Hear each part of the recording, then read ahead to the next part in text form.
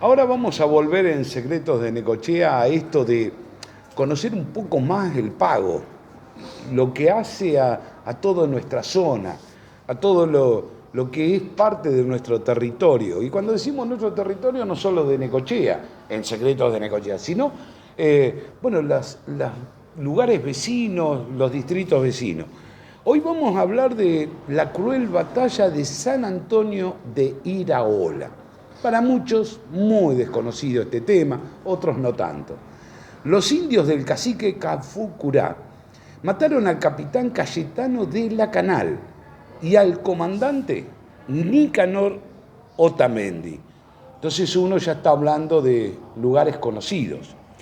Victorio de la Canal, colaborador principal de Ángel Ignacio Murga, quienes fueron integrantes de la fundación de la ciudad precisamente de Necochea, era uno de los hacendados de mayor fortuna de este partido, siendo propietario de una vasta extensión de tierra en lo que hoy conocemos como San Cayetano. Justamente de la estancia de ese nombre, de la familia de la Canal, tomó su designación el pueblo conocido como San Cayetano. Victorio de la Canal, al igual que sus ascendentes, fueron un arriesgado pionero de la región rural del sudeste bonaerense, afrontando las dificultades y vicisitudes del inhóspito medio pampeano, semidesierto y amenazado por aquellas incursiones de los indios, de los autóctonos, que se prolongaron hasta unas décadas antes del advenimiento del siglo XX. Se los podría considerar héroes del desierto. A su vez tuvieron la familia de la Canal y sus héroes y mártires de una lucha despiadada contra el indio. Es decir, según los entendidos de la lucha por la civilización. El capitán Cayetano de la Canal, padre de Victorio y Primitivo, y su otro hijo, Pedro, teniente primero, perdieron la vida junto a 124 compañeros a manos de los salvajes en el hecho de enfrentamiento armado, por supuesto, que se conoció con el nombre el combate de San Antonio de Iraola. Eso ocurrió allá por el 13 de septiembre de 1855, en un lugar situado a 5 kilómetros del oeste de lo que es la ciudad de Benito Juárez. Tenía el capitán de la Canal 48 años de edad. Había dejado a su esposa, María Rodríguez, en estancia ubicada en lo que hoy es Gándara, únicamente acompañado por su hijo menor, Victorio, y el personal de servicio. Y él mismo se alistó en las fuerzas expedicionarias contra el indio, acompañado por su hijo Pedro, de tan solo 24 años. Del escuadrón que formaba parte, estos bravos soldados engrosaron la fila del comandante coronel Nicanor Otamendi, quien también pereció en la masacre aquel 13 de septiembre de 1855, ni más ni menos. Jorge Brown, en el centenario del homenaje a los héroes de la batalla de San Antonio de Iraola, expresó que Cayetano de la Canal continuaba con su trayectoria una tradición de estoicismo y sacrificio, hecho todos los días en la labor rural de aquellas primitivas estancias avanzadas por las civilizaciones y verdaderos baluartes del trabajo y de la guerra, lamentablemente, contra el indio. Su padre, Juan José de la Canal, teniente del alcalde de Pescado, luego juez de paz, fue temido y respetado por el salvaje, que vivió en la zona explotando su establecimiento de campo en las inmediaciones del Pescado, con su esposa Micaela Gómez de Saravia. Los restos del capitán de la Canal y de su hijo descansan en el cementerio del pueblo Magdalena, histórica necrópolis 2 veces centenaria. Pero el relato de Lidia Dupartal en la crónica publicada en 1935 hizo el siguiente relato relacionado con el dramático episodio de San Antonio. Raro movimiento expresaba, se notaba en la indiada que llena de bravura se aprestaba a la lucha por el ideal que sus mentes concebían. Mentes saturadas de pampa y llanuras inmensas, y por el aire embalsamado de ciento de flores silvestres. Mentes embrutecidas por sus creencias fanáticas. Sus ojos se elevaban inquisidores de los astros, a las estrellas, que ellos mismos invocaban, esos puntitos luminosos que veían guiñar en el rezago de la noche, y cada guiño era un anuncio de triunfo para sus exaltadas imaginaciones. Los soldados de la avanzada traían cada día noticias más inquietantes con respecto al campamento de aquel conocido comandante Otamendi, que comandaba precisamente sus fuerzas, unos 80 hombres de escuadrón y más de 50 húsares. Los huestes salvajes del cacique Calfucurá se iban aproximando lentamente. Era preciso tomar a puro rápidas medidas, reforzando todas las defensas de los pequeños destacamentos. La lucha de producirse era desigual. Los soldados, en un número de 126, tendrían que enfrentar a más de 2.500 indios. Para aquel 8 de septiembre, Yanquetruz, quien tenía mucho respeto por el coronel Otamendi, como se dirigía a la zona, le mandó a un lenguaraz, es decir, al indio traductor de aquella época, a los efectos de convencerlo que lo dejara pasar sin entrar en combate, ya que solo arreaba como producto de sus correrías unas 20.000 cabezas de animales robados, ni más ni menos, amén de algunas cautivas, con el propósito, eso sí, de venderlos en Chile. En una acción temeraria, Otamendi aprisionó al conocido lenguaraz, lo cual enardeció a toda la indiada. Otamendi podría haber retrocedido, podría haber tomado contactos con otras fuerzas nacionales, pero el exceso de heroísmo lo llevó lamentablemente a presentar batalla.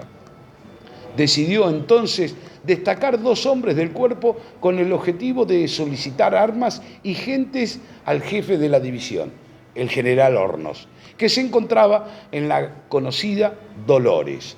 Estos fueron el mayor Luis Antonio Burgues de la Canal y su asistente Juan Guayana.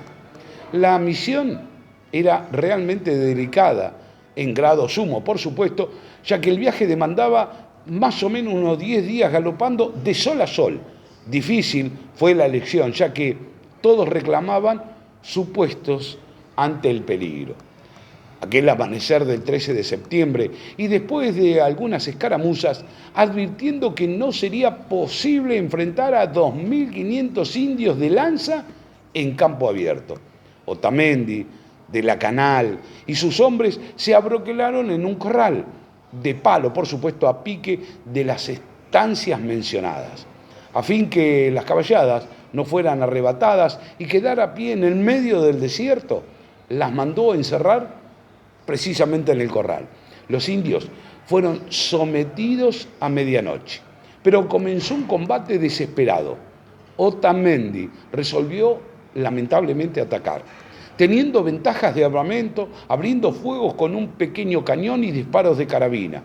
A la cabeza, por supuesto, de sus soldados fue el primero en cargar contra el enemigo, pero él mismo cayó muerto en la puerta de su propio corral.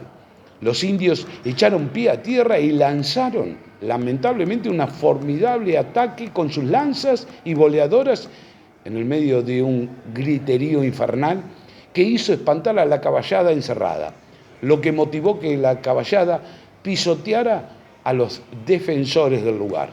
Los soldados, entorpecidos por su propia caballada, resistían ataques de oleada de los indios, los cuales desmontaban y echaban por delante su caballería para protegerse de los proyectiles de las carabinas de los pocos que estaban defendiendo el lugar.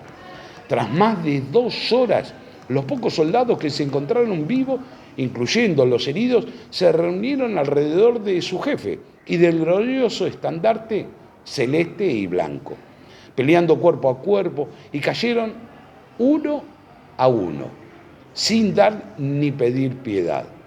Cuando el humo de la pólvora y el polvo de la caballada se disiparon, solo se sintió el grito victorioso de la indiada, desgollando a su vez a los enemigos heridos.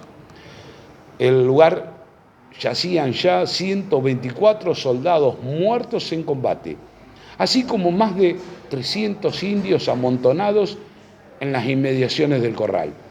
Solo quedaron vivos un corneta de tan solo 15 años, heridos a quien el capitanejo encima se lo llevó a Chile, pues a él le gustaba oír tocar ese instrumento, así como un soldado de apellido Roldán, herido gravemente de 7 lanzazos, que se salvó de la matanza y luego lo salvaron en Azul.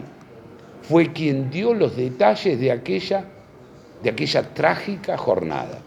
Aún calientes los cuerpos de Otamendi, del mismo de la Canal y de sus 124 soldados, muertos todos, el capitanejo Yanquetruz, ebrio de poder y ginebra, por supuesto, se pavoneaba de la victoria en las tolderías del cacique Calfucurá, arengando a la indiada, manifestándole que las cautivas cristianas iban a ser entregadas a ese jefe indio, previo sometimiento de las mismas, y que él se iría a Valdivia por el camino de los chilenos a fin de negociar las mismas. En tanto, el cansancio, los extenuados jinetes pudieron llegar a destino. Fue el mismo general Hornos quien dispuso de inmediato el envío de 187 hombres con material de guerra. El mayor Bustos de la Canal y su asistente, como si no hubiesen sentido las angustias y las fatigas agotadoras del viaje, al otro día, al frente de esas fuerzas, emprendieron el famoso regreso. A mitad de camino, por boca de un indígena que apresaron, se enteraron del ataque al campamento, pero sin suponer las trágicas consecuencias del mismo. Brillaba el sol en el cénit cuando la estancia de San Antonio se presentó a la vista de la expedición. Entonces, solamente ahí advirtieron la magnitud de aquel desastre. Una bandera de la patria ya no flameaba en el mástil, que, elevándose solitario, era una muda delación ya de la muerte existente. Apresuraron la marcha, roncaban los pechos de los hombres y espuma chorreaban los belfos de la caballada. A los pocos minutos llegó la columna al fortín. Desparramados en el corral grande y horriblemente mutilados yacían entre restos de animales aquel centenar de valientes vencidos incluso por la gloria. El jefe miró a sus soldados. Lágrimas corrían por sus ojos que no sabían llorar. Y sin una orden, sin una voz de quebrarse, aquel sagrado silencio, el escuadrón formó una columna de desfile, en marcha lenta. Con las carabinas a la banderola y los sables desvainados, rindió el postre homenaje a los héroes del desierto. Es así como se conoce la famosa batalla de San Antonio de Iraola, del cual solo 2 hombres pudieron salvarse. Suscríbete, Secreto de Necochea.